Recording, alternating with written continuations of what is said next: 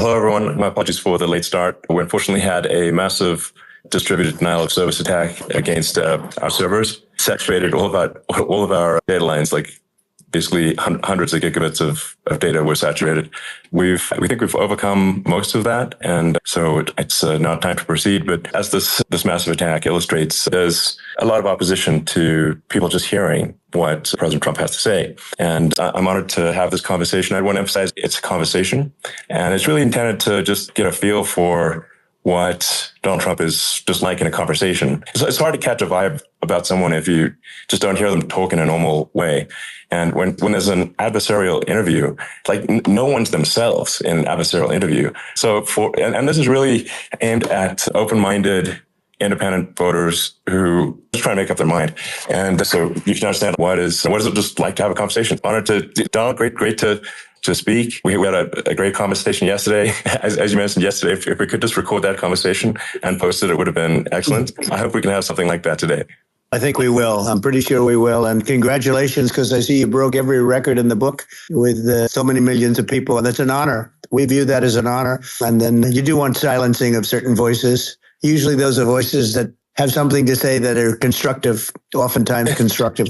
And so we have to consider it an honor. But congratulations on breaking every record in the book tonight. That's great. Thank you.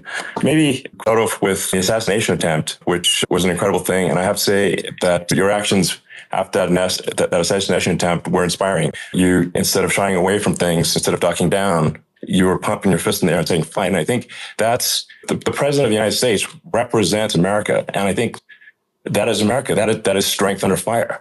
And so that's a big part of the reason why I was excited to endorse you as the president of the United States for having another term here.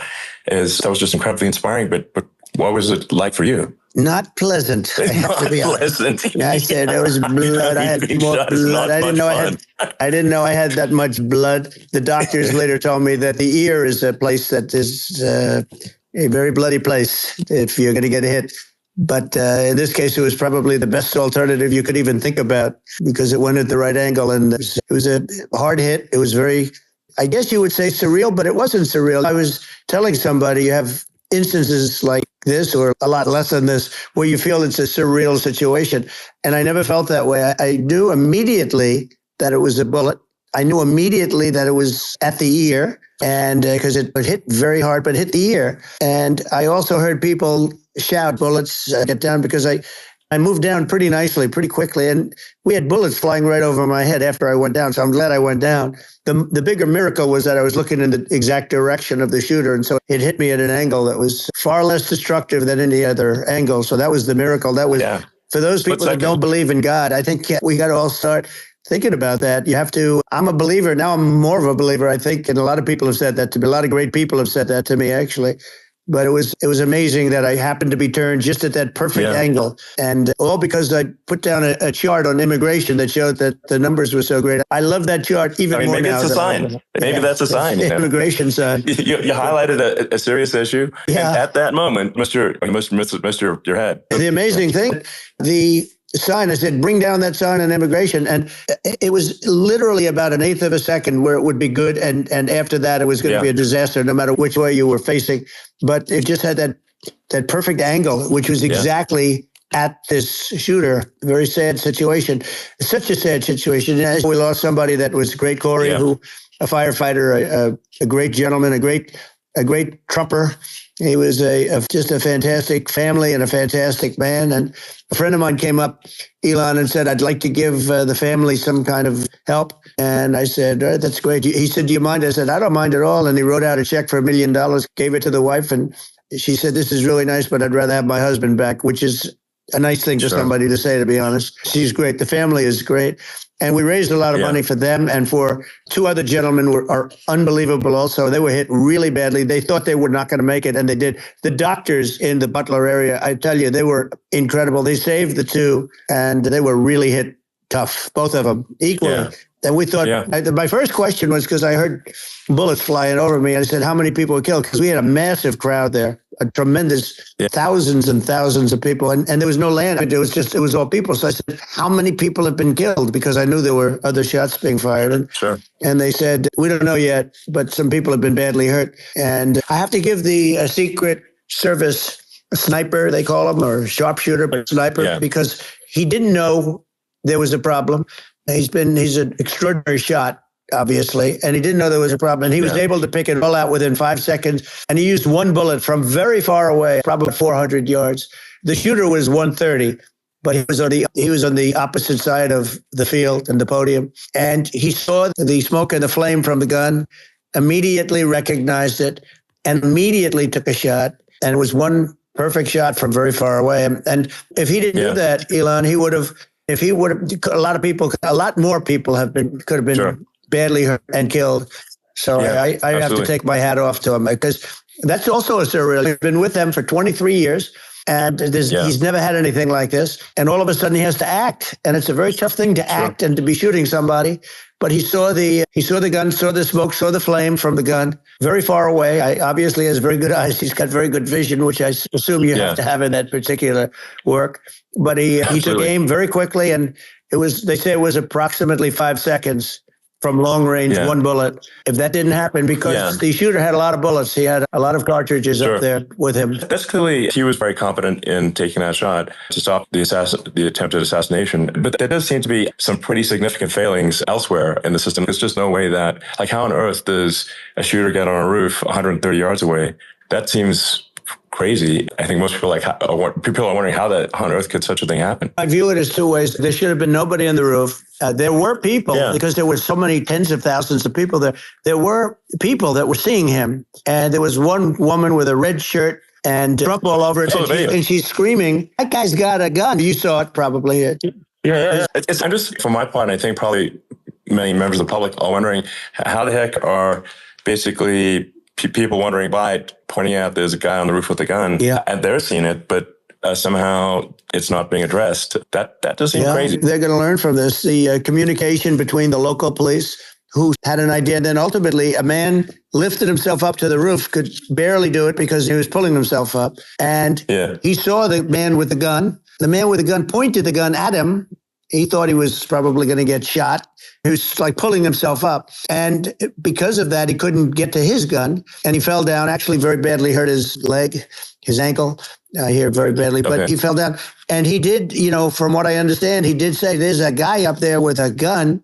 The shooting started very quickly after that. I think it forced the shooter to go maybe quicker. He was supposed to be my sons, Don and Eric, they can't believe what happened. They said from 130 yards, a bad shot would hit that target almost every time. They said it's like in golf, sinking a 2-foot putt. Yeah, it's not a tough shot. It's not a long shot. The Secret Service person had the long shot. He had a triple the distance, actually. It was a terrible thing. Look, it's hard. I have to say this about the Secret Service. When I went down, and I went down based on, I think they're screaming, but other people also, because people saw this happen. You had so many people. One of the miracles was that nobody ran. If a gun goes off, the crowd control people showed us this. When guns go off, and it does happen in stadiums at a soccer match or some kind of a match, everybody flees. They call it a stampede, like cattle. But everybody, and a lot of people get killed with those stampedes. We had more people than you'd have at some of these matches or these games, and nobody left. We had a small group behind us in the grandstand, and that was full. And you look at it as it was taking place, and normally they'd be running. They didn't leave. They saw that I was hurt. They saw a lot of blood, and they saw that I went down. And it's almost like they wanted to be with me. Out front, you had thousands, tens of thousands of people. As far as the eye could see, you had people in Butler, as far as the eye could see. And a lot of press, too. There were many cameras on watching this. It's what makes it so different, because normally things happen that aren't good, but you never have a picture of it. Here we have these cameras shooting it. Amazing. But one of the interesting things was that you didn't have anybody flee. You didn't have anybody stampede. Sure. Nobody. And there were some people behind me. They stood up and they're looking like, I tell you, you want to have them in a foxhole with you. I want to meet some of those people because it's so different from what you heard. But so I was down. But the Secret Service guys, there were bullets flying right over my head. You could hear them go whizzing. And these guys came jumping on top of me, and a young lady, Kate, would jump. They moved so fast. And let me tell you, that took tremendous courage. Now, there was a lack of coordination. There was obviously everybody understands that that building should have been covered. Looking at the aerial views, that building would be like the number one spot for a sniper. It's like if you were to pick, what is the favorite place? So if the goal is to assassinate, what's your favorite spot? That building. That building would be number one. That would have been the spot. It's like you can ask for a better location. It's that would have been the spot. What people think is when the local policeman, who by the way, he did what he was supposed to do. He couldn't hold on any longer. And then when he got his head just peeking above, this guy standing there with a gun at his head. And when he fell down, again, hurt his ankle very badly, but he was making the calls. But what happened is the firing is very soon. So what they think is that this guy ran to his site, which he had all planned out with a gun. He ran to the site and he started shooting fast. And maybe that's why he missed. He got me, but it could have been a much bigger problem. But he totally would have hit if you hadn't turned your head. It was a very near thing. It was a miracle. If I hadn't turned my head, I would not be talking to you right now. As much as I like you, exactly, I would not. I would not be talking to you. You'd be talking to me from another realm, perhaps. Yeah, that's right. We'd be talking from a different place. But it was a very terrible experience. The Butler Hospital, they did such a great job. The doctors were so good. Everybody was so good. There was a mistake. If somebody knew, because people were hearing, there was just a bad feeling that there was somebody was around that story announcement. And if somebody could have said, because they've oftentimes said like there'd be a lightning storm or something, because I've done, I think, over 300. I think I did a lot more than that, but we did a lot. And oftentimes they'll say, sir, could you wait 10 minutes, please? Sir, could you wait 20 minutes? There's a storm overhead or lightning or something. And that happens often. And this would have been a perfect time for that to have happened, but it didn't get coordinated. That was the problem. It was I think your actions in the fire, and like what I find admirable there was that you can't fake bravery under such circumstances. The courage is instinctual, or it is not. It's not a rehearsed action. And so I just want to say that I think a lot of people admire your courage under fire there. And so thank you very much. I appreciate it. I didn't think of it. I just wanted to get up and I wanted to stand up. I wanted to let them know. I felt I was good when they were on top of me, covering me, actually, very much covering me and very bravely. But I wanted to get up. I said, I want to get up. And they have everything there. They wanted stretcher. I didn't like to, and I knew I was hit in the ear, but I knew I wasn't hit anywhere else. They felt I was hit someplace else because it was such a lot of blood. And they were sure that I was hit someplace else. And they were saying, sir, you were hit more than the ear. I said, nope, I was hit in the ear. I want to get up. Let me get up. And so I got up, and the crowd didn't know what to think. This was so many people, and you could see they were confused. They didn't know what to think. And I wanted to let them know I was okay. It was very important for me to let them know that. And they went wild. You've seen they didn't go wild when I got up because they didn't know, was I alive? You really couldn't tell. When I stood up before the fist in the air, they didn't know if I was alive. Nobody did. And when I put the fist up, they were just relieved and happy and thrilled. And the place went crazy. It was pretty amazing. It was a terrible thing, but it was incredibly moving. And speaking of the sort of slide that got you to turn, that saved your life, really, was the illegal immigration slide. Maybe this is worth talking about that. It was that slide. Illegal immigration saved my life. You're right, but it had to be at that exact angle. That's a great one. The incredible thing, though, when you talk about the odds, you had to be exactly at that angle. But the incredible thing is that the chart, I used it less than 20% of the time. It was just a moment. It's always on my left, never my right. And it's always at the end of the speech. So here we have it. It's on the right, not the left. It's at the beginning, not the end. And even the people that put it up, they were unprepared. And they did a great job. They got it up immediately, fortunately.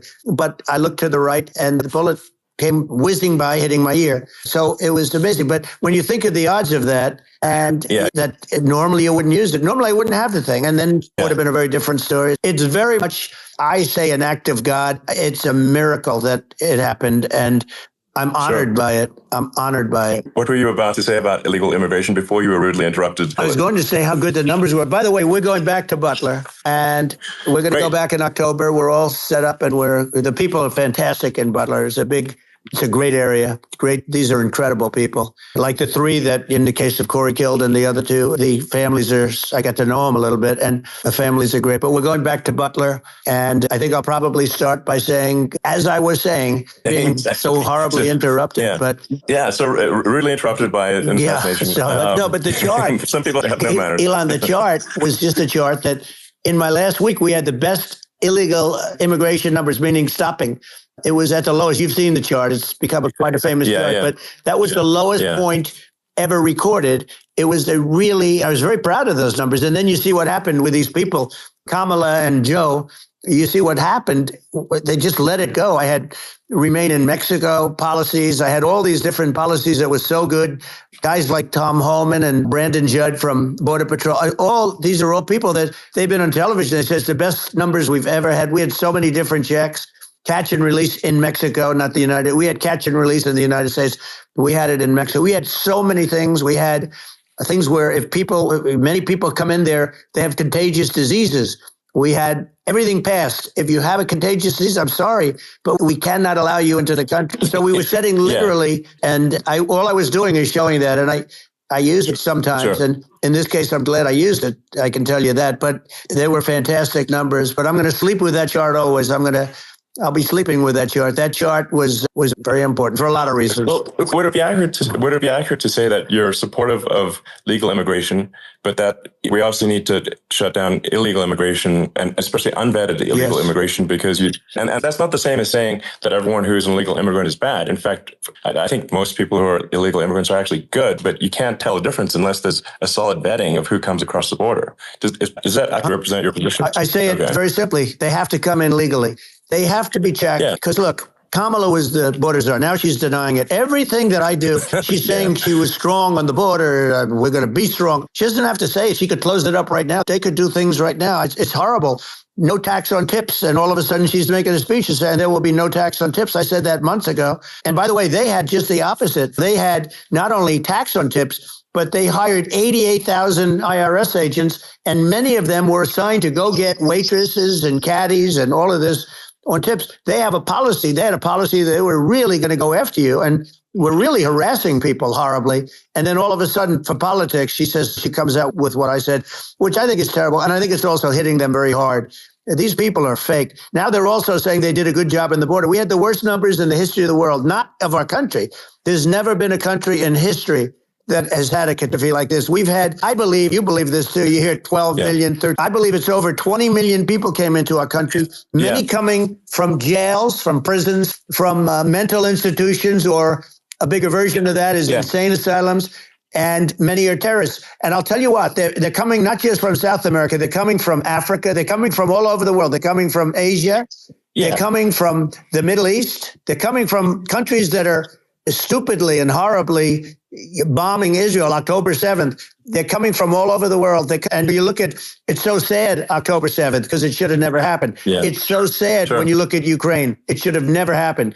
We have a defective government. These are defective people, and they're not that should be running it. But where you see it the best is the border, because you have millions of people coming in a month, and then she gets up and she tries to pretend like she's going to do something. She had 3.5 years. And by the way, they have another 5 months that they can do something, but they won't do anything. It's all, she's incompetent and he's incompetent. And frankly, I think that she's more incompetent than he is. And that's saying something because he's not too good. Yeah. No, I think it is essential to have a secure border. You're really not a country unless you have a secure border.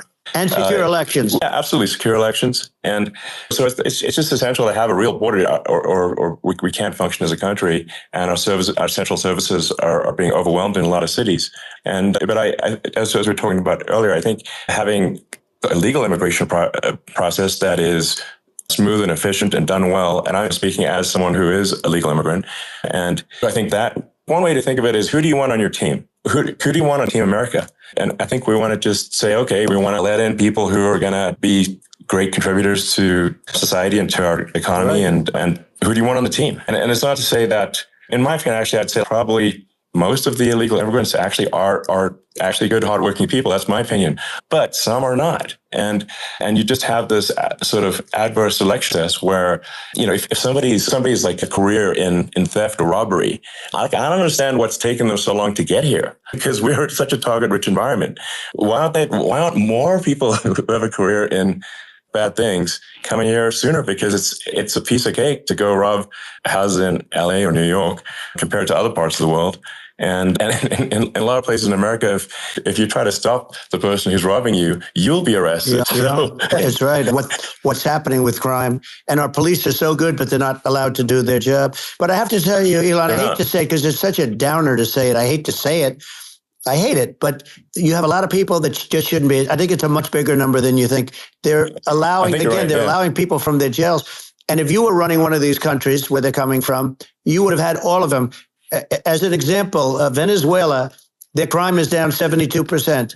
They're taking their drug dealers. They're taking, frankly, their prisoners. They're emptying out their prisons. They're taking criminals, their murderers, their rapists, and they're delivering them into. But that's what did on a much smaller scale. But this is a massive scale because this is being done worldwide. But here's what's happening. Crime all over the world is down. And wait till you see the numbers that we have. This is migrant crime. This is crime that's going to be. And I saw it today in New York where somebody was knifed raped the girlfriend of a man that stood there watching in New York in one of the shelters and started pulling out the knives, and bad things happen today. But this is happening every day. These are rough people. These are people that are in jail for murder and all sorts of things.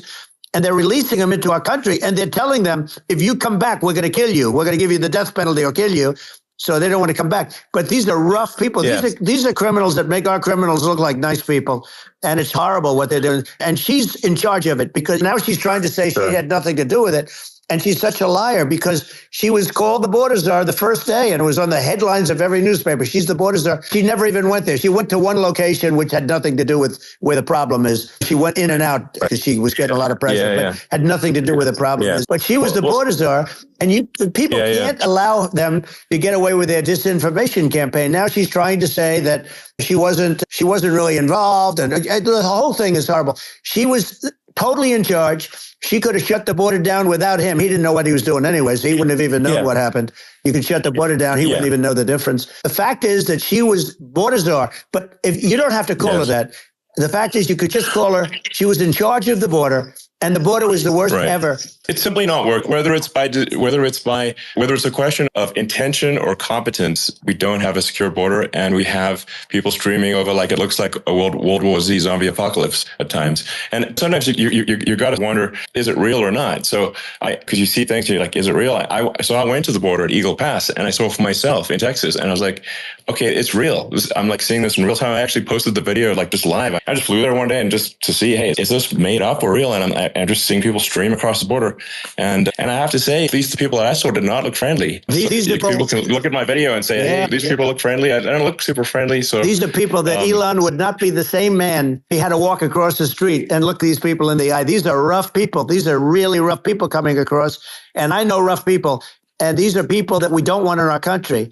And the cat running one of these countries where they're coming from, you would have had all of them. As an example, Venezuela, their crime is down 72%. You would have had all of them. As an example, Venezuela, their crime is down 72%. They're taking their drug dealers. They're taking, frankly, their prisoners. They're emptying out their prisons.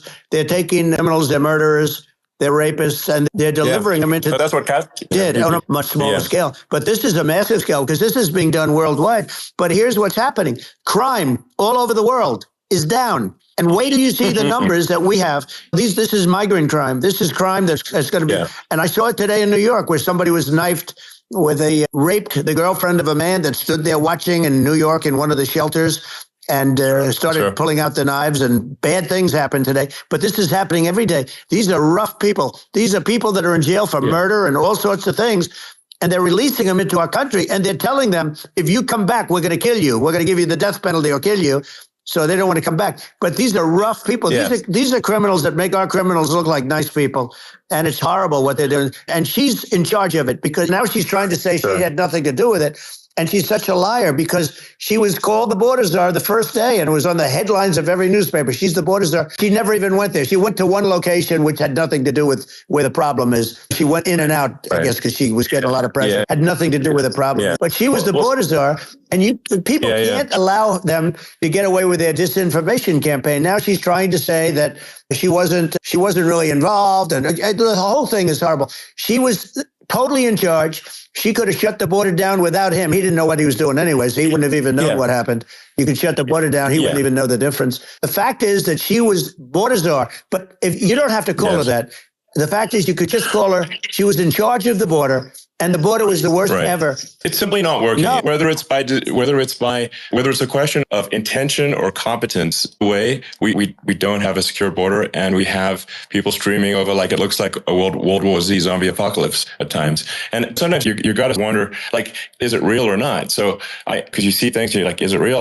So I went to the border at Eagle Pass, and I saw for myself in Texas, and I was like, okay, it's real. I'm like seeing this in real time. I actually posted the video like just live. I just flew there one day and just to see, hey, is this made up or real? And I'm just seeing people stream across the border. And I have to say, at least the people that I saw did not look friendly. These are people can look at my video and say, hey, these people look friendly. I don't look super friendly. So these are people that Elon would not be the same man. He had to walk across the street and look these people in the eye. These are rough people. These are really rough people coming across. And I know rough people. And these are people that we don't want in our country. And the caravans are coming in, and they're and who's doing this are the heads of the country. You would be doing it, and so would I. And everyone would say, oh, what a terrible thing to say. The fact is, it's brilliant for them because they're all of their bad people, really bad people. And I hate to say this, the reason the numbers are much bigger than you would think is they're also taking the non-productive people. Now, these aren't people that will kill you. We have enough of them. But these are people that are non-productive. They are just not productive for whatever reason. They're not workers or they don't want to work or whatever. And these countries are getting rid of non-productive people in the caravans in many cases. And they're also getting rid of their murderers and their drug dealers and the people that are really brutal people. And they're coming into our country at levels that have never been seen before. And I saw an ad just before I got on the air. I'm walking over here. And I saw an ad by Kamala saying how she is going to provide for security. Where has she been for 3.5 years? For 3.5 years, we have 20 million people. I think this, frankly, I think this is a fundamental existential issue for the United States. And if we have another 4 more years of open borders, and it's going to be even worse with another 4 more years, it's going to be even worse than it's been for the past 3.5 years. I'm not sure we've got a country. You don't have a country left. Elon, if they get in, you will have 50 to 60 million people from all over the world, not South America only. We think of South America, we think of Honduras and El Salvador, Guatemala, and Mexico, the 4. But it's not that. It's everywhere. They're coming in from everywhere. And I had to stay in Mexico. Yeah, I think this is a super important point. Like people, it's basically, when I went down there, I was like, where are people from? It's like almost no one was from Mexico. It's just a border with Mexico, but the people coming in, it's Earth, the rest of Earth. And America is only, about 4 or 5% of the population of Earth.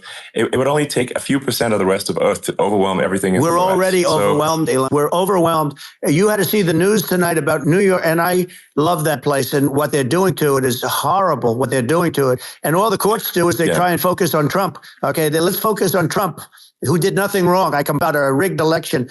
Elon, what's happened is unbelievable. You have from Africa, from the Congo, they're coming, from the Congo. And 22 people came in from the Congo recently, and they're murderers. And they drop them. They drop them. They take them out of jails, which is very expensive to maintain the jails, although they don't do too much maintaining, I can tell you. But they take them out of jails, prisons. They take them out, and they bring them to the United States. They deposit them in the United States and say, don't ever come back or you're going to be executed. And they don't want to come back. But they won't come back. Sure. But they're coming from Africa. They're coming from Asia. They're coming from the Middle East. They're coming from South America. They're coming from everywhere. And there are a lot of really bad ones. It's just an everywhere on Earth thing. And it's just not possible for the United States to absorb everyone from Earth or even a few percent of the rest of Earth. It's just not possible. And we're going to have, to finish this up, we're going to have the largest deportation in history of this country. And we have no choice. Otherwise, we're going to have a country, what they've done to our country. Think of it. In Venezuela and in some of these other countries, crime is down 50, 60, 70, 80%. And you would be the same. You would. Yeah. I'll tell you what, Venezuela has not rid of all of them. They've gotten rid of about 70% really bad people. Their jails are about 50% put into the United States. The same with other countries. Some are at 30%, some are at 50%. They're all different. But the bottom line is they're all going to be at 100%. Why wouldn't you put 100% of it? And they're doing it right now while this third-rate phony candidate, don't forget, I beat Biden. He failed in the debate miserably. And some people said, oh, gee, it's too bad. It's too bad he did so badly, or I did well in the debate. The first night they said, wow, one of the people at CNN said that was the greatest debate performance I've ever witnessed. And then 2 days later, they didn't talk about that. They just said he was bad. But that's okay. That's the way I get treated, and I don't mind that at all. What I can tell you is this. We cannot have a Democrat. We cannot have her. She's incompetent. She's as bad as Biden in a different... She hasn't done an interview since this whole scam started. And say what you want. This was a coup. This was a coup of a president of the United States. He didn't want to leave, and they said we can do it the nice way or we can do it the hard way. Yeah, no, they just took him out back behind the shed and basically shot him. Yeah. With this guy, and I'm no fan of his, and he was a horrible president, the worst president in history. And one of the reasons he was so bad, first of all, the Israeli attack would have never happened. Russia would never have attacked Ukraine, and we'd have no inflation. And we wouldn't have had the Afghanistan mess, if you think of it. And we wouldn't have had Afghanistan. But we think of it, you take a few of those events away, and we have a different world. We would also have inflation was caused by oil. Yeah, no, I think you're making an excellent point here, which is that when other countries that are thinking about invading or doing bad things, when they're thinking about that, they're thinking about, okay, what's the American president going to do? And do they fear the American president? Or is it someone they do not respect and do not fear? And I think they do rightfully be, look at the footage of the assassination. They're like, okay, President Trump is don't mess with me. Whereas I think people are not going to be, and they obviously have not been at all intimidated by Biden, and they certainly will not be intimidated by Kamala. And you have to really think of that in the context of global security. That if the American president is someone that evil dictators are scared of, that makes a huge difference to the security of the world. So I had a good relationship with Putin, despite the Russia hoax that lasted for over 2 years. It's just a hoax created by Hillary Clinton and Adam Schiff, some just bad people, just sick people, frankly. Schiff is a sick person. He's going to end up probably being a senator. It's hard to believe. The whole thing is hard to believe. But they put us in danger with that stuff, too. They actually, when they make up stories, and you have to fight your way out of it for a long time. But I know Putin very well. I got along with him very well. Respected me, and it's just one of those things. And we would talk a lot about Ukraine. It was the apple of his eye, but I said, don't ever do it. Don't ever do it. I shut down Nord Stream 2. That was the big oil pipeline, the biggest pipeline in the world going all over Europe. I shut it down. Biden came, and then they say, I loved Russia. I was a friend of Putin, and I loved Russia. No, he actually said to me one time, he said, if you're my friend, I'd hate to see you as an enemy. I shut down his pipeline, the biggest pipeline. They were looking at that, the fund. And this pathetic president gets in there.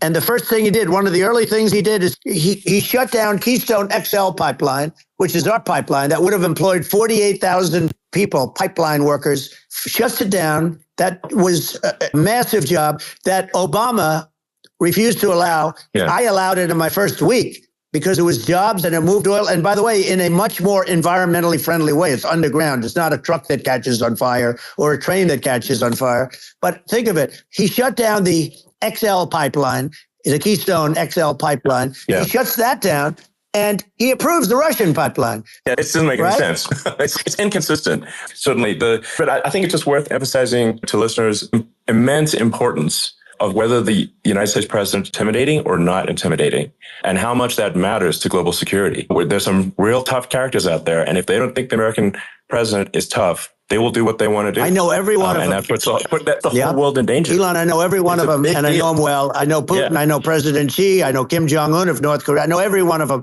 And let me tell you, people will say, oh, this is terrible. He said, I'm not saying anything good or bad. They're at the top of their game. They're tough, they're smart, they're vicious, and they're going to protect their country, whether they love their country. They probably do. It's just a different form of love, but they're going to protect their country. But these are tough people at the top of their game. And when they see a Kamala or when they see a Biden, Sleepy Joe, they can't even believe it. They can't believe this happened. All the stuff that you're seeing now, all the horror that you look at Israel, they're all waiting for an attack from Iran. Iran would not be attacking, believe me. When I was there, and I say it with respect, because I think we would have been good with Iran. I don't want to do anything bad to Iran, but they knew not to mess around. Iran was broke because I told China, if you buy from Iran oil, it's all about the oil. That's where the money is.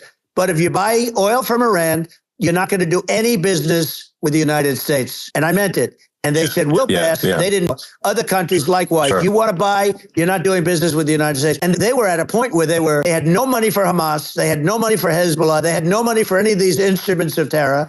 And it was amazing. In fact, the articles when I was leaving, which is hard to believe, actually, especially when you look at what's happened to our country is so bad right now. It's such a different place. We were respected. Think of it. 4 years ago, we were so respected to a point where When I said don't buy oil, they didn't buy oil, but they had no money, and Israel would have never been attacked. It is zero chance. And again, I said to Vladimir Putin, I say, don't do it. You can't do it, Vladimir. You do it, it's going to be a bad day. You cannot do it. And I told him things that what I do, and he said, no way. And I said, way. And it's the last time we ever had the conversation. He would never have done. I got along well with him. I hope to get along well with him again. Getting along well with them is a good thing, not a bad thing. I got along well with Kim Jong-un. When I met with President Obama just before entering, it's sort of a ritual. And I sat down with him and we talked. It was supposed to be for a very short period of time. It turned out to be a long period of time. I said, what's the biggest problem? He said, North Korea. I had that problem worked out very quickly. It was nasty at the beginning with Rocket Man and all the different things. Yeah. But all of a sudden, I got a call. Those were some epic tweets, by the way. Yeah, they were epic, everything. He said that he has a red button on his desk. I said, I have a red button on my desk too, but my red button is much bigger and my red works. And then I called him Little Rocket Man, Little Rocket Man. Anyway, here's the bottom line. All of a sudden, I got a call from him, and they said they want to meet. They want to meet me. And we met, as you remember, we met in Singapore. We met also in Vietnam. And I got along with him great. We were in no danger. But President Obama thought we were going to end up in a war. A nuclear war with him. And let me tell you, he's got a lot of nuclear stuff, too. Exactly. He's got plenty of nuclear. He can do plenty of damage. It's because people like Kim Jong-un, they respond to strength, not weakness. Well, he and I had a good relationship. Remember I met him and we walked onto his land. Nobody ever walked onto his land before. I walked there again. I wouldn't say, let's bring up Secret Service again. I wouldn't say they were thrilled when I did that. I walked onto his land. And it was an amazing period, but we were not into it with him because of me. I always say that we have enemies on the outside and we have enemies on the inside. We have some really bad people in our government and people that are controlling of the people. I'd mention names, but I really don't want to give them the credit. But we have some really bad, and I say they're more dangerous than Russia and China. If you have a smart president, a president that gets it, we are not in danger from those countries because they need us and they need our help. We forced Obama, if you think about it, Obama and Biden and Bush to a certain extent, in all fairness, forced Russia and China together. And if you're a history, first thing you learn is you cannot let Russia and China align. But then they also got, if you take a look, Iran and they have North Korea. They call it the axis of evil. In the old days, you had the axis of evil. Here we have the axis of evil. These are powerful countries, very heavy nuclear, which is the biggest threat. Yeah. The biggest threat is not global warming, where the ocean's going to rise 1/8 of an inch over the next 400 years. And you'll have more oceanfront property, right? The biggest threat is not that. The biggest threat is nuclear warming, because we have 5 countries now that have significant nuclear power, and we have to not allow anything to happen with stupid people like Biden. Biden did something with Russia. There was no chance of him ever going in. And when I left, and then after I left, they started forming big armies on the border with Ukraine. And I looked at that and I thought he was doing that because Putin's a good negotiator. I thought he was doing that to negotiate.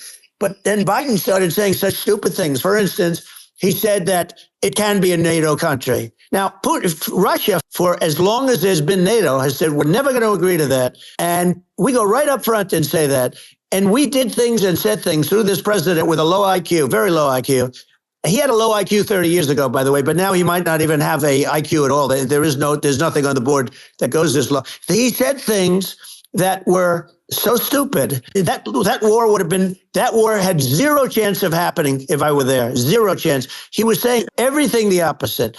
And it's so sad because many more people have been in Ukraine than you read about. You don't read about how bloody it is and how disaster. Sure. Hey, look, just in the 2 armies, you lost 500,000 people. And you're having a hard time. Ukraine, I don't know if you saw the article recently, and it's true. You don't hear the true story. But if you think about it, Russia defeated Germany with us. And they defeated Napoleon. They've been around a long time. They're a big fighting force. Yeah, it's very unfair. And Ukraine now doesn't have enough men. They're now using young men and very old men to fight. And we're in a very bad position. And I'm not going to blame exclusively, but I can tell you I could have stopped that. And a smart president could have stopped that. It wouldn't have happened. But we had a man that actually made it more prevalent. It was so bad. The words that he was using, the stupid threats coming from a stupid face that he was using. I said, this guy's going to cause us a war. He's going to cause us. And let me tell you, it can lead to World War III. That can lead to World War III. The Middle East can lead to. We have numerous places that could end up in a World War III now for no reason whatsoever. I think you're right. I think people underrate the risk of World War III. And it's just when you're looking at the risk of global thermonuclear warfare, it's game over for humanity.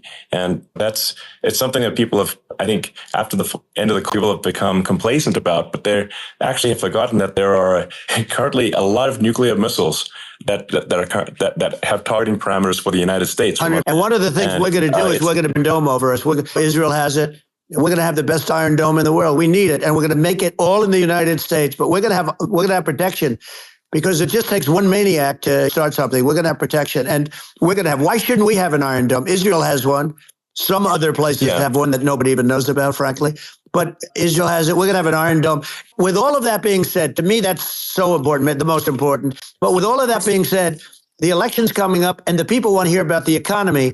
And the fact they can't buy groceries because they don't have enough money to buy groceries. The inflation has killed them. Food prices are up 50, 60, even 100% in some cases. And this stupid administration allowed this to happen. And it's a shame. And that's the thing that people most care about, in my opinion. They care about the border a lot.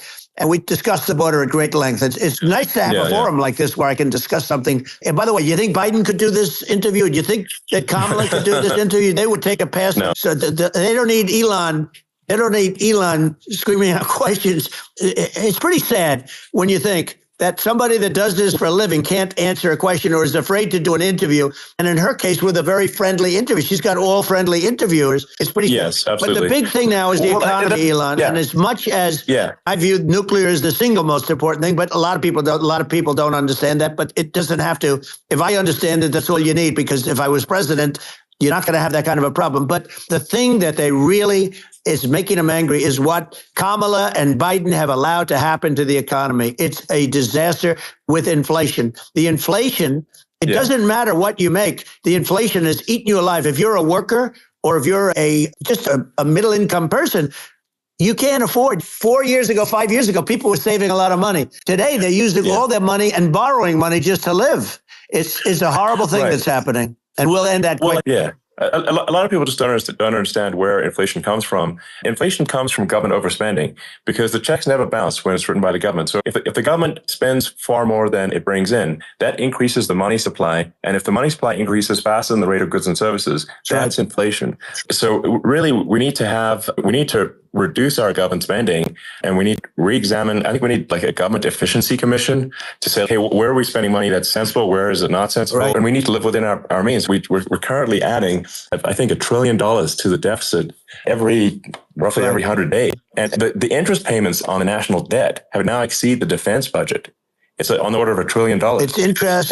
And it keeps growing. I rebuilt our military, largely rebuilt our military, did a great job on it, which was so important. We had jets, we had fighters and bombers that were 70 years old. We did a great job in that. Then we gave 85 billion of it back to Afghanistan, if you can believe it. We gave them 85 billion. They're one of the largest sellers of military equipment in the world. They're selling what we gave them. That was one of the most embarrassing days in the history of our country.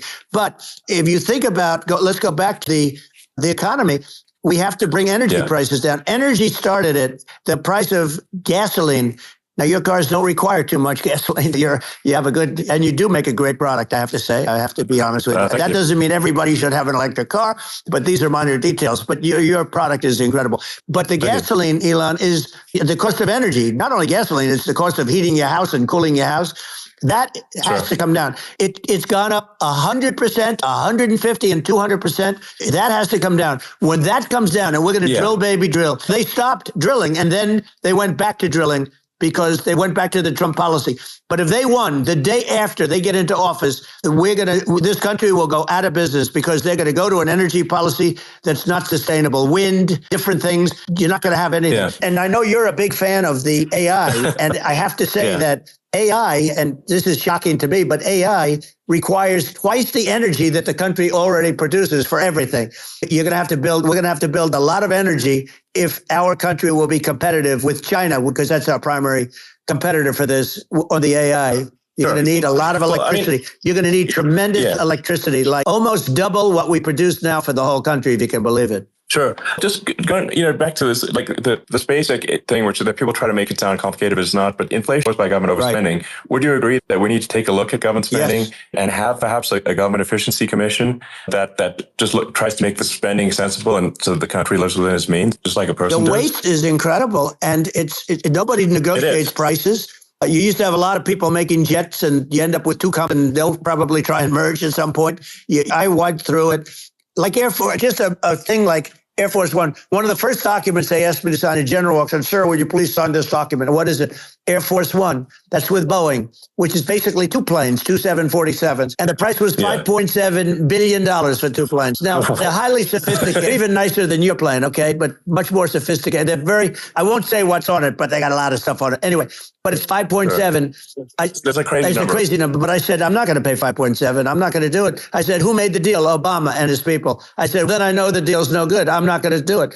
And over a course of about 4 weeks, by my saying I'm not going to do it, I got the price reduced by $1.6 billion for the exact same plane, other than we had a nicer paint job, if you want to know the truth. But for the exact same plane, I saved one. And I said to Boeing, man, you guys must make a lot of money if you can reduce the price by that. But now what I do hear is that they're going back to the Biden administration and wanting big cost overruns because they see these dopey suckers in there, and they'll end up getting some of the money back. But I shaved it by $1.6 billion for the exact same plane. And you can now take that and multiply that out times thousands of other items. Multiply it by the numbers are astronomical. I agree with you. I think it would be great to just have a government efficiency commission that takes a look at these things and just ensures that the taxpayer money, the taxpayers' hard-earned money, is spent in a good way. And I'd be happy to help out on such a commission. I'd love it if it were formed. You're the greatest cutter. I look at what you do. You walk in and you just say, "You want to quit?" They go on strike. I won't mention the name of the company, but they go on strike, and you say, "That's okay. You're all gone." You're all gone. So every one of you is gone, and you are the greatest. You would be very good. Oh, you would love it. But if you look at Argentina, well, I'd be happy. Yeah. By the way, congratulations. Yeah. I just looked at the number of people that are listening to you and I chat. We'll call it a chat. But congratulations. This is very good. It's great. And you're an interesting character. The new head of a place called Argentina, and he's a big. He's great, and he's a big MAGA fan. You know that he ran on MAGA, and he took it to an extreme, too. He ran on MAGA, and I hear he's doing really a terrific job. It's called Make Argentina Great Again. It worked out perfectly. He came in and he bought a lot of hats. He brought over, but he's doing a big job. He really cut. And I'm hearing they're starting to do pretty well. Inflation's getting down. They had 1,000%. Exactly. They had inflation, not normal inflation. They had the real deal. But we're going to have that pretty soon. I think we have the worst inflation we've had in 100 years. They say it's 48 years. I don't believe it. I think we have the worst. They don't include a lot of the items that should be included. Yeah, it's just from government overspending and not spending taxpayer money effectively, and having just so many departments, you can't even name them all. And what Milei is doing is he's cutting government spending. He's simplifying things. He's putting in regulations that make sense. And Argentina overnight is experiencing a giant improvement in prosperity. But it's also a lesson for the United States, which is that Argentina used to be one of the most prosperous countries in the world in the 30s, 40s. And because of bad government policy, it ruined the country. And if you take Venezuela, for example, Venezuela should be incredibly prosperous. They have phenomenal reserves of everything, oil, everything. And it should be prosperous, but if the government's wrong, it impoverishes the people. And so I think we should not be complacent in the United States in thinking that and taking our prosperity for granted, because if with bad government policy, run the country into the ground. And that's just something people should bear in mind, prosperity for granted. Think of education. So we're ranked at the bottom of every list of the top 40. We're ranked number 40, number 38. Norway, Switzerland, Sweden, different countries are ranked good. Actually, China's pretty close to the top. They're a top 6 or 7. But we're ranked at the bottom, almost at the bottom, 38, 39, 40. In other words, horrible. And yet we spend more per pupil than any other country in the world. So we spend more. And what I'm going to do, one of the first acts, and this is where I need an Elon Musk. I need somebody that has a lot of strength and courage and smarts. I want to close up Department of Education, move education back to the states, where states like Iowa, where Idaho, not every state will do great, because states that basically aren't doing good now. You look at Gavin Newsom, the governor of California. He's terrible. He does a terrible job. So he's not going to do great with education. But I would bet that 35 would do great. And 15 of them or 20 of them will be as good as Norway. Norway is considered great. You can name them. It's just, they're so good. Some of these countries are so good. But if you go into some of these really well-run states, we have states that don't know what debt is. We have states that have low taxes, no debt, everybody working. They're really well-run. And maybe they have certain edges in terms of location, in terms of the land or the sun and the water and the whole thing. There are a lot of advantages to some people. But if you moved education back to the 50, you'll have some that won't do well, but they'll actually be forced to do better because it'll be a pretty bad situation.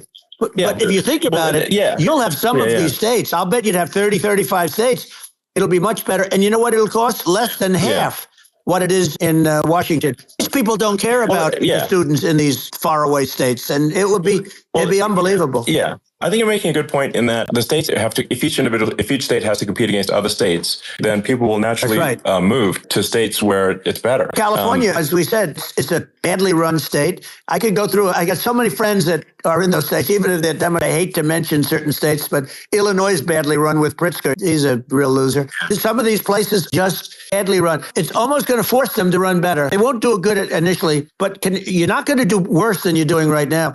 And I would say that the cost, you would cut your cost by 50 or 60%.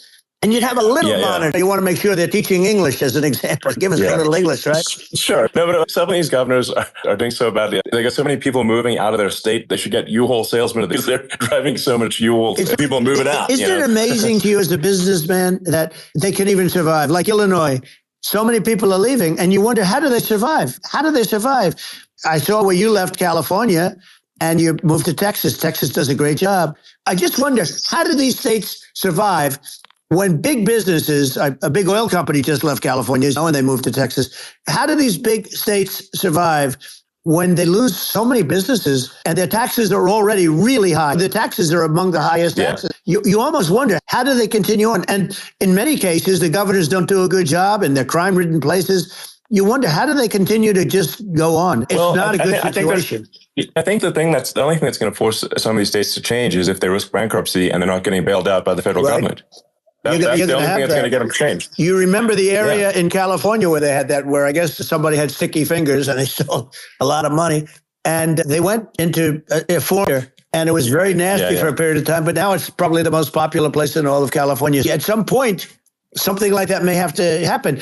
But the problem is you can't penalize people that loan money to the state when you have incompetent people like a Pritzker. Look, the family didn't want him in the family business, and then he ends up being governor of Illinois. Why? Is he going to be a great governor? And you have people, I could name every one of them. I got to know every one of these, and some are just horrible. I think that the larger point here, too, and as you're saying, a lot of people are concerned about the economy, a lot of people are concerned about inflation. And inflation is effectively a tax on people that save money, and for people that are working day to day, it's just a form of taxation. And if we can solve the government spending problem, we'll solve the inflation problem, which means people will have a better standard of living. And that's a really big deal. Well, the people that got hurt worst are the people that did it the way they were taught to do it all through their younger life and their young life and their whole life. The people that saved money, and then they got no interest on their money, and inflation destroyed them.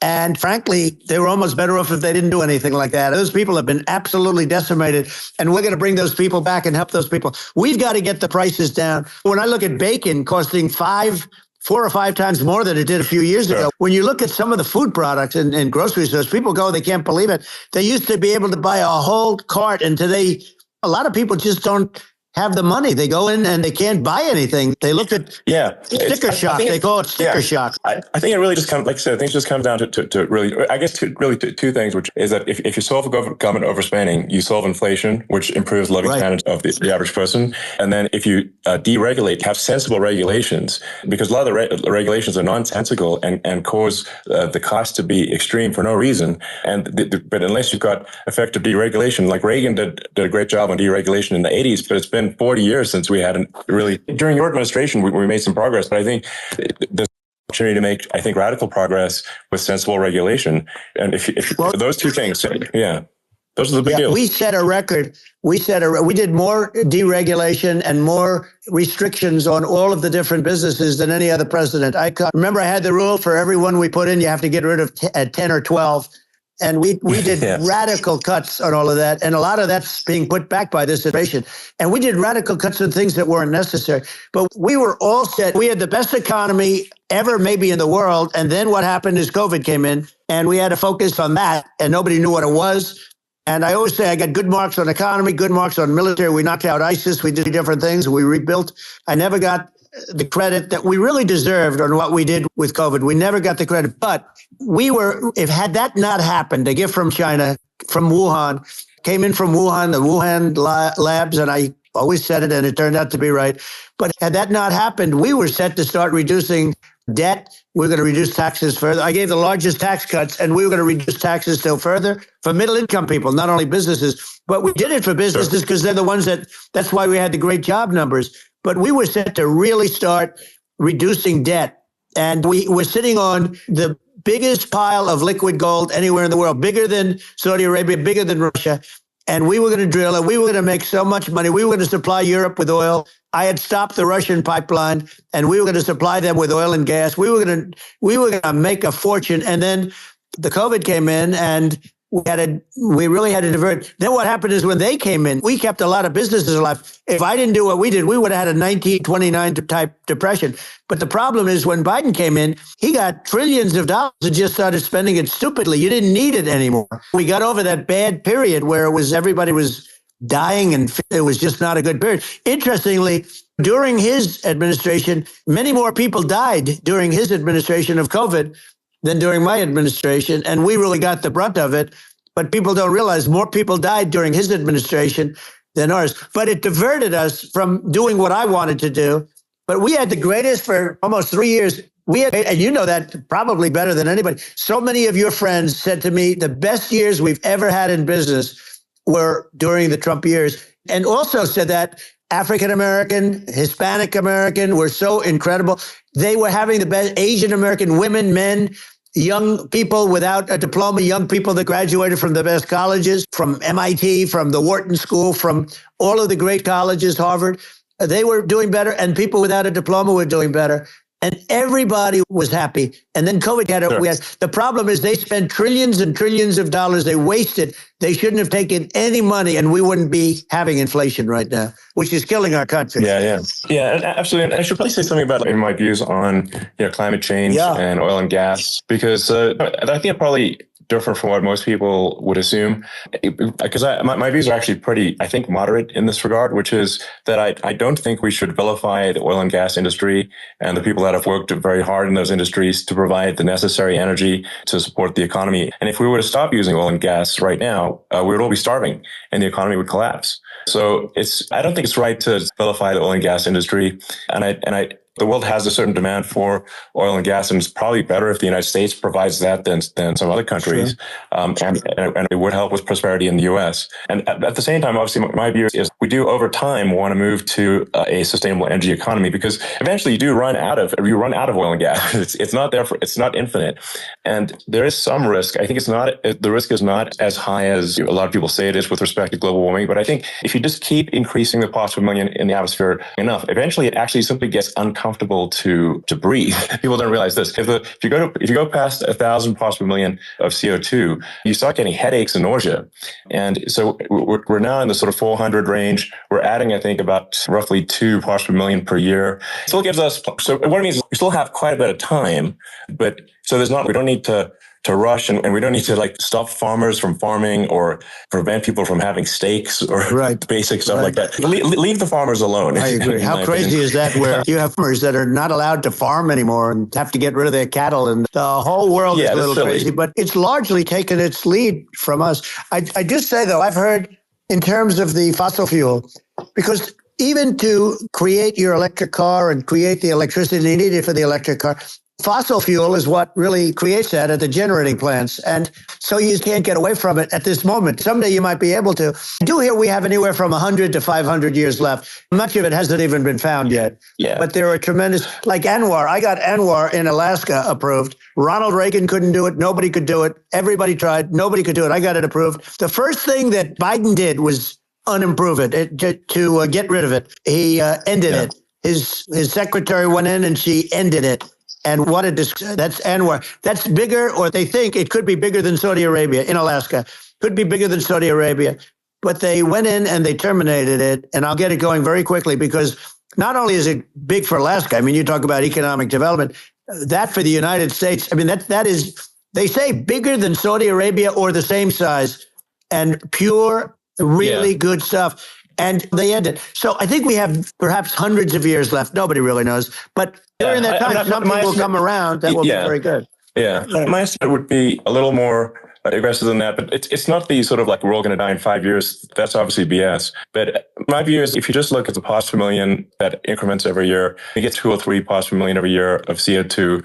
I think some of that, it's problematic if it accelerates, if you start going from 2 or 3 to say 5.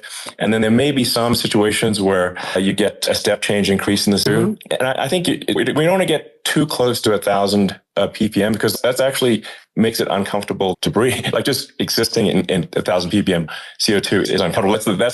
That's considered like an industrial hazard. Right. That's actually start getting headaches and stuff. So it's even without global warming, it's not comfortable to live. So we don't want to get too close to that. But I think we want to just move over. And if, I don't know, 50 to 100 years from now, we're I don't know, mostly sustainable, I think that'll probably be okay. So it's not like the house is on fire immediately, but I think it is something we need to move towards. On balance, it's probably better to move there faster than slower, but like I said, without vilifying the oil and gas industry and without causing hardship in the short term. I think this can be done without people can still have a stake and they can still drive gasoline cars. It's okay. It's not, I don't think we should vilify people for it, but I think we should just generally lean in the direction of sustainability. And I actually think solar is going to be a majority of Earth's energy generation in the future. And it's certainly trending that way. And so you get the solar power, combine that with batteries, because obviously the sun doesn't shine at night. And then you use that to charge the electric cars. And you have a long-term sustainable solution. And that's what Tesla is trying to move things towards. And I think we've made a lot of progress in that regard. But when you look at our cars, we don't believe that environmentalism, that caring about the environment should mean that you have to suffer. So we make sure that our cars are beautiful, that they drive well, that they're fast, they're sexy, they're cool. In fact, literally, the sexy joke, Model S, Model 3, Model X, and Y spells out sexy. It's probably the most expensive joke out there. But I don't know, I like cheesy humor. But I'm a big fan of, let's have an inspiring future, and let's work towards a better future, and we do so without demonizing. Okay. It's very interesting. You use the word global warming, and today they use the word climate change because you have some places that go up, and so they were getting themselves a little with the word global warming, because not every place is warming. Some places are going the opposite direction. But I'm waiting for you to come up with solar panels on the roofs of your cars and on the trunks of the cars. And it just seems like something that at some point you will come up with. I'm sure you'll be the first. But it would seem that a solar panel on the roof, on flat surfaces, on certain surfaces might be good, at least in certain areas of the country where you have the world, where you have the sun. But I would think, and I have no idea because that's not my world, but I would think that this would be something that would be interesting. The one thing that I don't understand is that people talk about global warming or they talk about climate change, but they never talk about nuclear warming. And to me, that's an immediate problem. Because you have, as I said, 5 countries where you have major nuclear, and probably some others are getting there, and that's very dangerous. That's where you need a strong American president, because you don't want to have this proliferation. But you have 5 countries, and China is much less than us right now, but they're going to catch us sooner than people think. They're way lower. Russia and us are number 1, and we're tied. And China is far behind, but they're developing at a level that you're not surprised to hear, very fast. They'll end up catching up, maybe even surpassing. But to me, the biggest problem is not climate change. It's not, and everything's, a problem, but it's degrees. To me, the big problem is the nuclear power. The power of nuclear is so great. And when I talk about I'll prevent World War III, I will. But the truth is that you have to, because this is no longer army tanks going back and forth and shooting at each other. This is a level of destruction and power that nobody's ever seen before. Yeah, and actually, there's the bad side of the nuclear war, very bad side, but there's also, I think, nuclear electricity generation is underrated. You're right. And it's actually, people have this fear of nuclear electricity generation, but it's actually one of the safest forms of electricity generation. It's just a huge misunderstanding.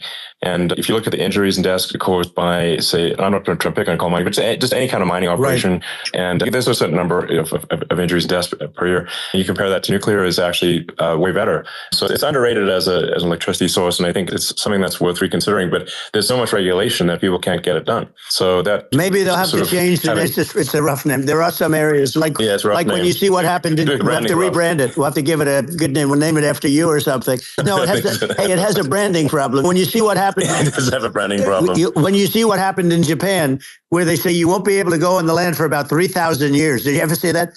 And in Russia, where they had the problem, where there's a lot of bad things happened, and they have a problem. And they say that in 2,000 years, people will start to occupy the land again. You realize it's pretty bad. No, that's not true. But you're right about it. It's actually not that bad. So like after Fukushima happened in Japan, people were asked California, are we worried about the nuclear cloud coming from Japan? I'm like, no, that's crazy. It's not even dangerous in Fukushima. I actually flew there and ate locally grown vegetables on TV to prove it. And I donated a solar powered system for a water treatment plant. And yeah, but you haven't been feeling so well lately, and I'm worried about it. No, but it's fine. It's Hiroshima and Nagasaki were bombed, but now they're like full cities again. So it's really not something that, so it's not as scary as people think, basically. But let's see, there's some other topics we should touch on. Lawfare, I think we need to be concerned about. What they've done to this country. Obviously. Yeah. We just won the big case in Florida. This was a Biden administration did something that's never been done in this country, and that's go after their political opponent, me, with this nonsense and just nonsense. And the big case in Florida we won, but they always pick a judge and a jury, and they use the local DAs, they use the local attorney generals, like Fani, spelled Fani, Fani, and it's all a big hoax, and it's all run from there. Like in Manhattan, one of the top people from the Justice Department went in, ran Manhattan, ran the state. The Letitia James deal was run by a person from the Department of Justice, Biden. They've never done this before, and they set up a very bad precedent. It's called lawfare. It's a terrible thing and never happened in our country. It does happen in banana republics and third world countries, but it's never happened. And the incredible thing is it actually drove my numbers up because people see, fortunately, I have a platform like you, or in all fairness, like a conversation like this, where I can talk about it and people understand. You fight for election integrity and you end up getting indicted because you're fighting for election integrity. And when the day comes that you can't fight for election integrity, you don't have a country anymore. So what happens is they went after their political opponent, me. Now, Biden's close to vegetable stage, in my opinion. Okay, I looked at him today on the beach and I said, why would anybody allow him? The guy could barely walk. Why would anybody allow him? Do you have a political advisor that thinks this looks good? He thinks this looks good because it looks so bad and it's ridiculous. And he's been doing that for a long time. He can't lift the chair. The chair weighs about 3 ounces. It's for children and old people to lift. And he can't lift it. The whole thing is great. Well, he's clearly, we just don't have a president. Right? You don't have a president. And she's going to be worse than him because she is a San Francisco liberal who destroyed San Francisco. And then as Attorney General, she destroyed California. You talk about location, and we're talking about the sun and the water and all.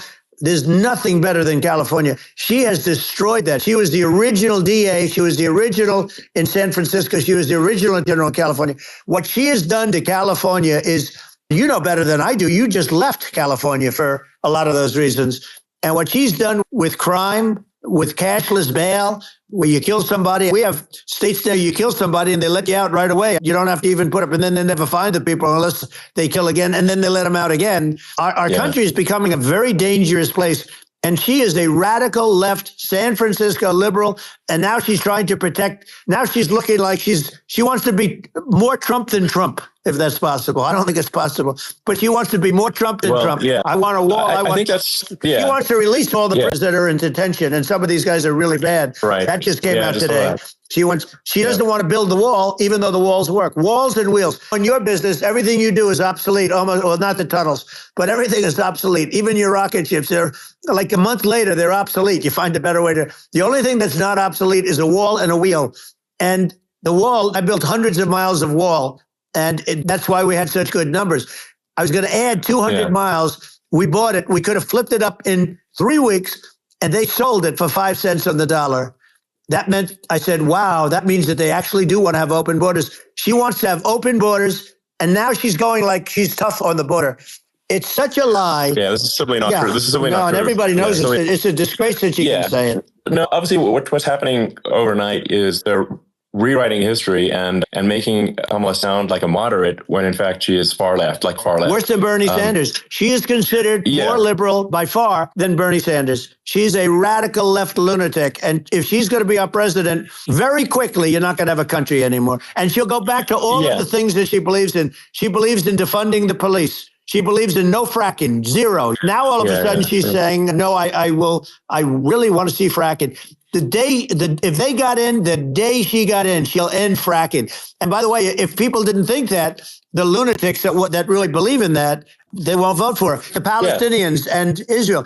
She is so anti-Israel, and she's bad. She actually did something that was impossible. Both sides hate him. Both sides. That was a hard thing to do. Unification. Yeah, no, Netanyahu came to give a talk to a joint Senate and House sitting, and I was there, and Kamala stood him up. What does that say? I think it's highly disrespectful. Say, if you're a Jewish person or if you believe in Israel, if you're a person that was very pro-Israel, if you vote for her, it's worse than Biden, and Biden was bad. But if you vote for her, you ought to have your head examined. And tonight, as we're doing this, I'm seeing reports coming that they expect an attack tonight or tomorrow from hundreds and maybe thousands of rockets. Their Iron Dome, as they call it, as we all call it, but their shield that they build, that can be swamped. We'll use a term that's appropriate, swamped. But they swamp it by shooting enough missiles. You know this better than anybody. By shooting enough missiles, they can't defend themselves. They just obliterate the whole place. And that's what some people think they're looking to do. And we have no leadership. There's no respect for the United States of America with these people. And I'm telling you, you'll be worse than him because she's a believer in being radical left, and he wasn't.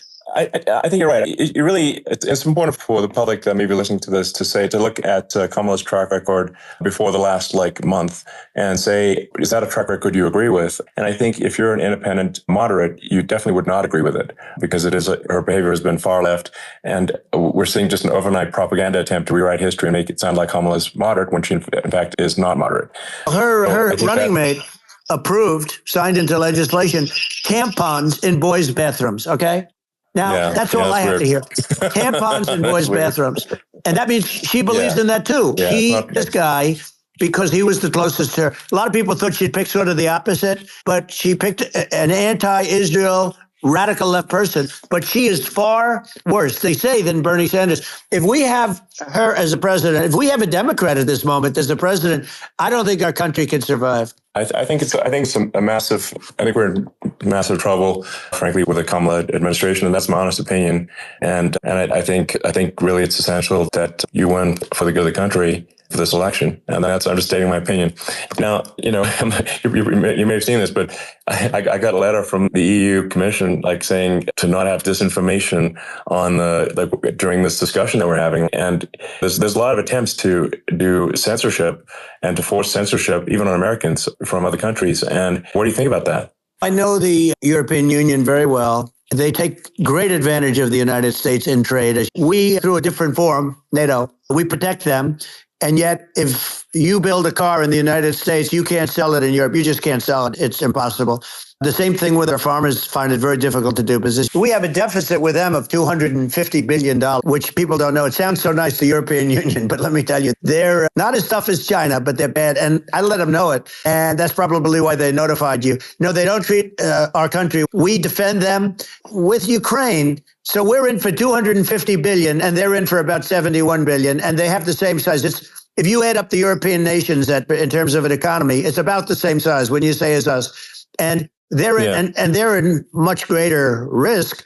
They're right there. We have an ocean separating us from, in this case, the enemy would be Russia. It used to be for the Soviet Union, but let's assume they're close enough. What happens is they're in for 70-something million, I think even less than that, billion, and we're in for about 250 billion, and it could be a lot higher than that. And I say, why aren't you going to equalize? Why aren't they paying what we're paying? And they're in much more there. It's much more important for them because of the fact that they're right near there. They're all in that location. We're not, but they should. And I did it with NATO. There were only 7 countries that were paid up in NATO out of 28 at the time. And the United States subsidizing NATO, tremendously subsidizing NATO. And I said, I went in and I said, you got to pay up. If you don't pay up, I'm going to defend you any longer. I took a lot of heat. What happened? Billions and billions of dollars came flowing in. And I think a lot of the public isn't aware of the fact that the United States pays a disproportionate share of the NATO expenses. And then we get taken advantage of on trade. So think of it. The point of NATO is defending Europe. And it's okay, why is the United States paying disproportionately more to defend Europe than Europe? That doesn't make sense. That's unfair. And that is an appropriate thing to address. When you talk about cost cutting and savings and everything else, honestly, look, there's nobody that feels worse about the Ukraine situation than I do, because I know it would have never happened. I know Zelensky. He was very honorable to me, because when they went with the Russia hoax and they said I had a phone call with him, he said it was a perfect phone call. It was a great phone call. He could have grandstanded and said, oh, he was very threatening. He said, no, it was a very nice phone call. I called him up to congratulate him on his win. And you end up getting impeached because these people are lunatics. I was talking about the difference from the people within and the enemies on the outside. In many cases, the people from within are more dangerous for our country than the Russians and the Chinas. If you have a smart president, you're not going to have a problem with them. You're going to do things. Now, they've taken advantage of us incredibly, but you're going to do things with the right person. I think it's obvious that you're a believer and an advocate of free speech, because during your first term as president, you were attacked relentlessly every day, often very unfairly with false attacks. And you didn't try to shut down the media. You didn't try to inhibit their freedom of speech. And I think that says a lot. The good thing is that you and I have, and some people, very few, we can get the word out. Although sometimes it's hard because they don't want to print it. Like we're having a great conversation right now. Kamala wouldn't have this conversation. She can't because she's not smart. She's not a smart person, by the way. She can't have this conversation. Biden, we don't even have to talk about it. He couldn't have this conversation. He would have given up in the first half of a question. He would have walked out. He would have said, where am I? Where am I going? So anyway, but no, he wouldn't have this. That's true. Not a lot of people would have this conversation. We cover a lot of territory, but the beauty is that we can have a conversation, and I'm able to get it out without, because I get treated unfairly. This is a really big point. You can have a conversation with you, and you can't have a conversation with Biden or Kamala. It's not possible. So it's like talking to an NPC. No. So it's just impossible. Well, but think of it. We need a man or a person who's unbelievably sharp in order to stop all the nuclear danger and all the dangers that I'm talking about. And I got along with all this. I got along with Kim Jong-un. We had dinner. We had everything. And he really liked me, and I got along with him. By the way, he's the absolute boss over there. A lot of people said, oh, do you think he really... Let me tell you, I saw things that you don't want to know about. He is the boss. But we had a good relationship. And he doesn't he considers him a stupid man, he said. He's a stupid man. At least he speaks his mind. In this country, you're not allowed to say it, but I guess you are. You should be allowed to say that it's true. But we need smart people, and we need people that have an ability to lead. And she doesn't have that ability. Can you imagine a chairman? She, very well. Can you imagine her and him negotiating or standing together? It is, the whole concept is ridiculous. She is terrible. She's terrible. But she's getting a free ride. I saw a picture of her on Time Magazine today. She looks like the most beautiful actress ever to live. It was a drawing. And actually, she looked very much like our great first lady, Melania. She didn't look like Camilla. That's right. But of course, she's a beautiful woman. So we'll leave it at that. Yeah, maybe I think part of what people in America want to feel excited and inspired about the future. They want to feel like the future is going to be better than the past, and that America is going to do things that are greater than we've done in the past. Reach heights that make you proud to be an American and excited about the future. They want the American dream back. They want the American dream back. More important than anything else. It's like, you don't have that today because the people, they've been just sucked. They see incompetent people running the Biden thing is very interesting. People just found him to be incompetent. And when I debated him, I was like, is this for real? It was. Yeah, it was just absurd. But I think there are like some grand projects that we could do. I think we could build a base on the moon. We could send American astronauts to Mars. We could build high-speed connections that are more advanced than anything else in the world between our cities, so people have fast transport, which is possible to solve traffic with tunnels. We already made great progress in Vegas doing that, and just do things that are exciting and inspiring and make the future feel like it's better than the past. Well, I saw what you did in Vegas, and I'll tell you, it was amazing. I got to see.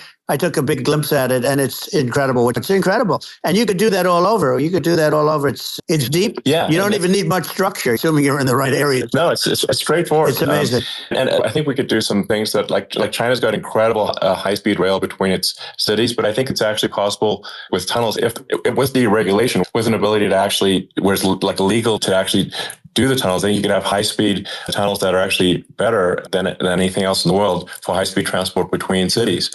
And that would be something that Americans can say, wow, okay, we've got something that's cooler than anyone else in the world. That's the thing that makes you proud to be an American. And much safer than surface trains, where there is a danger there with people, with crazy people. It's much safer, much better.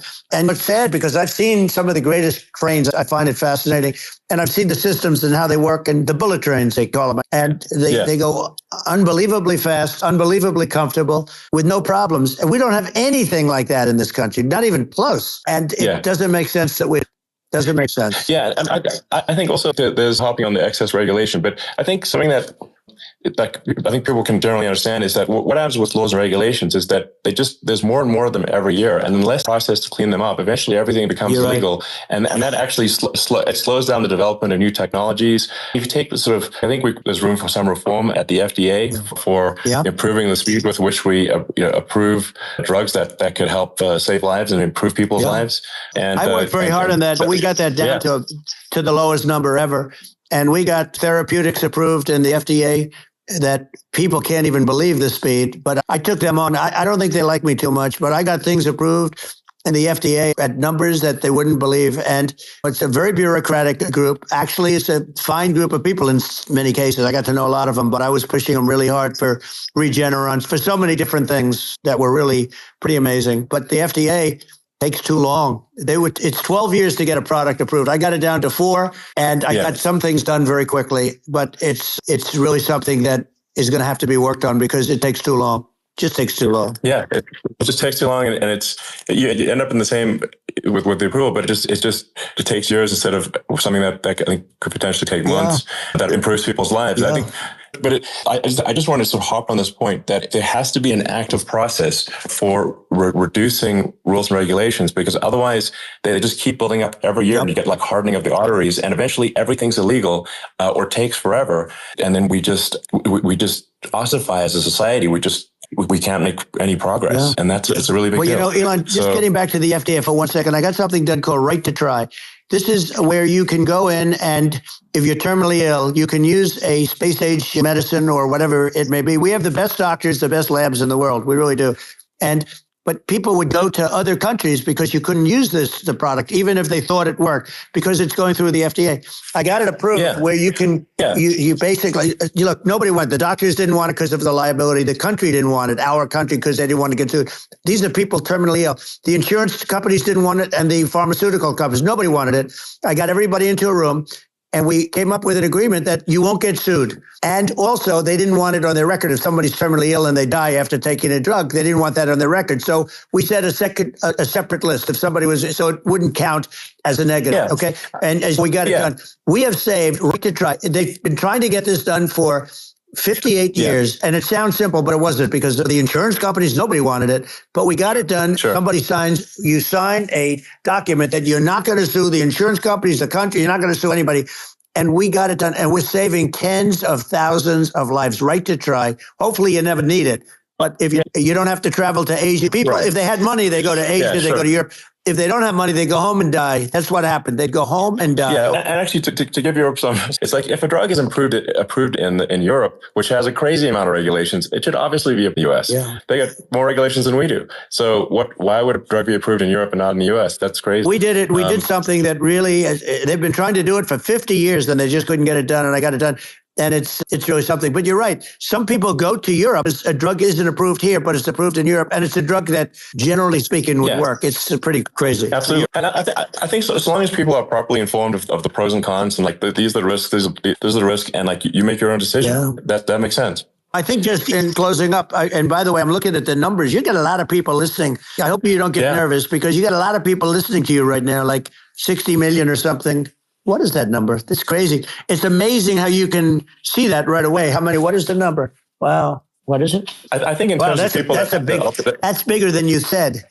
You said 25, and you're much more than double that number, 25 million. I think you're going to be 60 or 70. And I guess over a period of time. Hey, I congratulate you. Do I get paid for this or not? I think actually, in terms of the number of people that will hear this conversation over the next few days to weeks, it's going to be hundreds. That's what they say. Yeah, that's good. Look, it's an honor. But I just asked this: are you better off now or well, you're better off when I was president. Nobody's better off now. We put out polls on that, and nobody's better off now. Inflation has killed it, and they also feel very unsafe. You look at what's going on with a lot of different things. You look at the riots we had at the colleges over, it's ridiculous, but all of the riots, they just feel unsafe. And now they really feel unsafe because you have a new form of crime. It's called migrant crime. I call it Biden migrant crime. Maybe I'll call it Kamala migrant crime.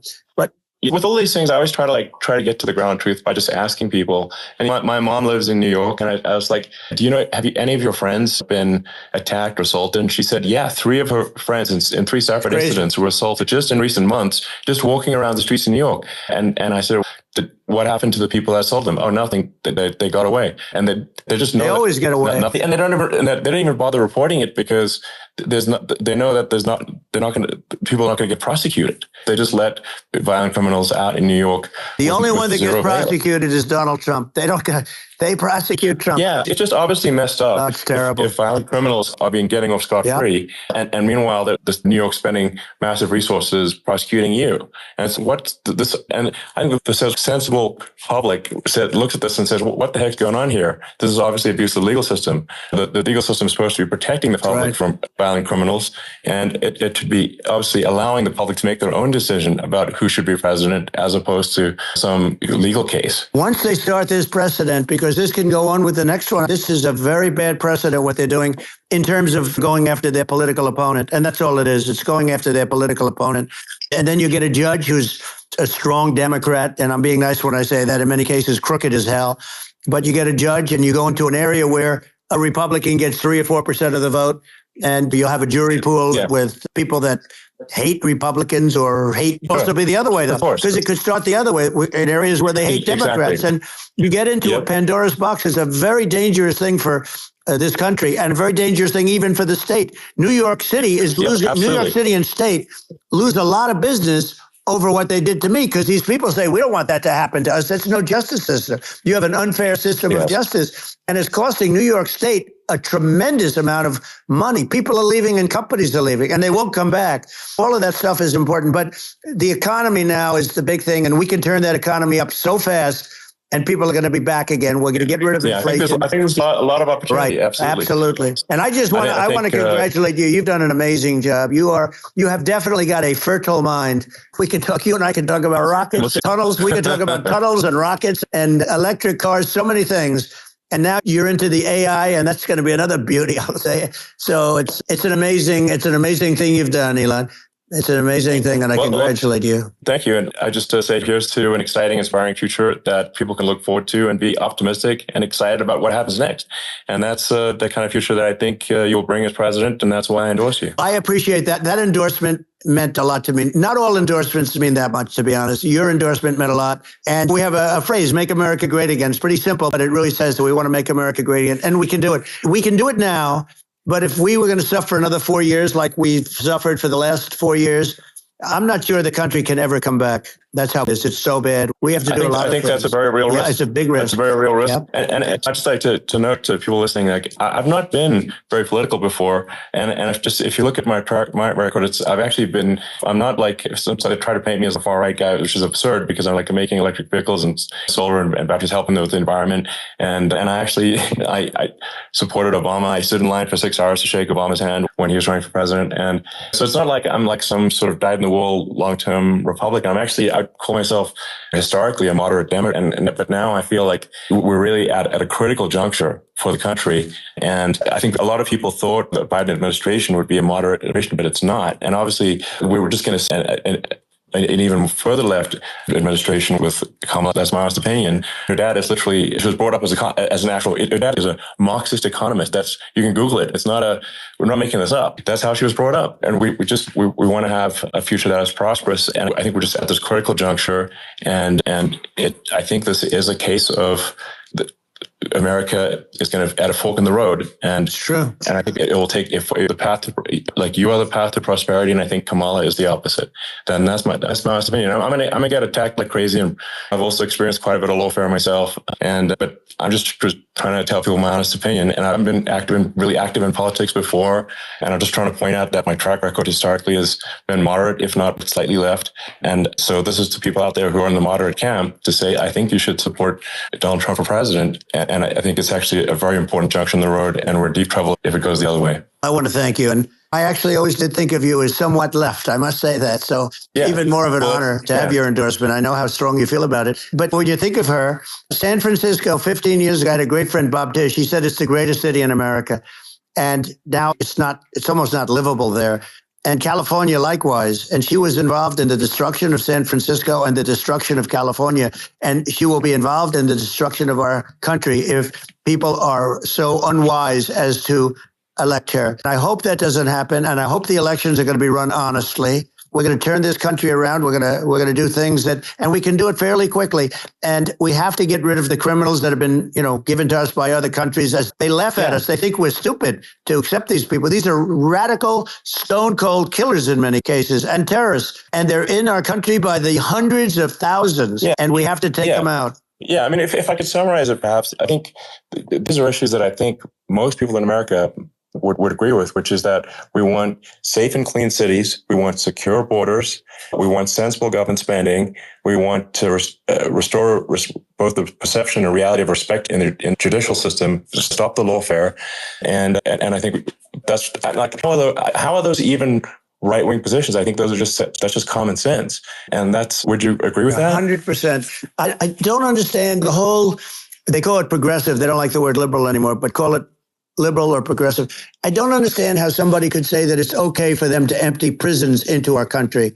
And again, I told you their crime rates all over the world are going way down, which makes sense. In fact, the next time what we'll do is if something happens with this election, which would be a horror show, we'll meet the next time in Venezuela, because it'll be a far safer place to meet than our country. Okay, so you and I will go and we'll have a meeting and dinner in Venezuela, because that's what's happening. Their crime rate's coming down and our crime rate's going through the roof. And it's so simple. And you haven't seen anything yet, because these people have come into our country and they're just getting acclimated.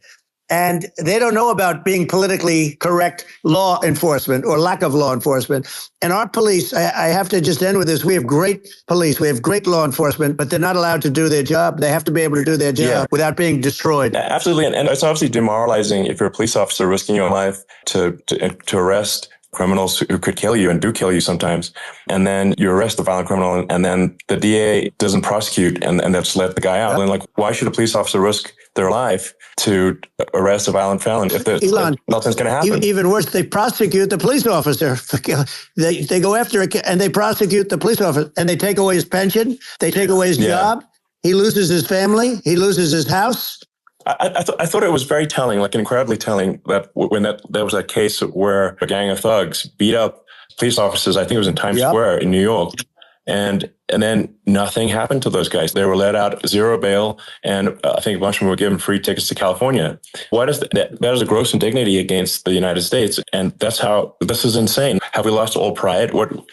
How can such a thing be allowed to occur? I've never seen anything. We've seen where they get shot. It's a very dangerous profession, but it's something they're very proud of, and they want to be able to do their job. But I've seen them get shot. I've seen a lot of things, but I've never seen these guys are standing in the middle of a big street, everybody watching them, and they're literally boxing, like punching, stand-up fighting a police officer. There were two of them, and yet about six of these guys, and they're punching the hell out of them.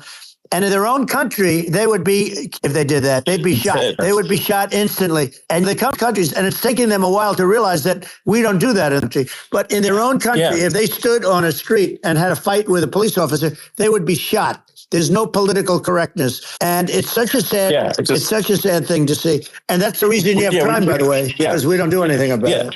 Yeah, we just cannot have a situation where our police officers are beaten up on camera by a gang of illegal immigrants, and then nothing happens to the guys that beat up the cops, and they're let out. This is unacceptable. Well, we're going to change it, and we're going to get them out of the country. When I first got involved, they said you couldn't get them back to these countries. You couldn't take them back. In the case of Guatemala, Honduras, El Salvador, some others, you couldn't get it back. And I said, really? Oh, you can't get it back because he couldn't get them back. They'd fly them in and they'd put planes on the runways in these countries so you couldn't land a plane. They'd bring them back. And the generals told me, sir, we can't bring them back. The countries won't accept MS-13 gang members. They won't accept them. And I said, really, how much do we pay these various countries in terms of economic aid, which is also somewhat ridiculous? And the answer was $750 million. I said, good. Tell them they're in default. They're delinquent. We're not paying them anymore because they won't accept it. And you know what happened? They all called me, every one of them. They said, we would be honored to take them back, sir. We would be honored. It was so easy. But it's one of those things. And we got them back. We took in so many. MS-13 is probably the worst gangs in the world. They're the most vicious, violent. We took them out of here by the thousands and got them out of here. And their countries took them back. And because I said, you're not getting any more economic aid. And once I said that, they were nice. They wouldn't take them back for Obama. They wouldn't take them back for anybody. And now we have a problem because we have this guy, and they don't take them back anymore with Biden because they don't respect him. So it's got to be done. We just can't have, whether they're citizens or not citizens, we can't have, because they won't prosecute citizens either. It's not just illegals.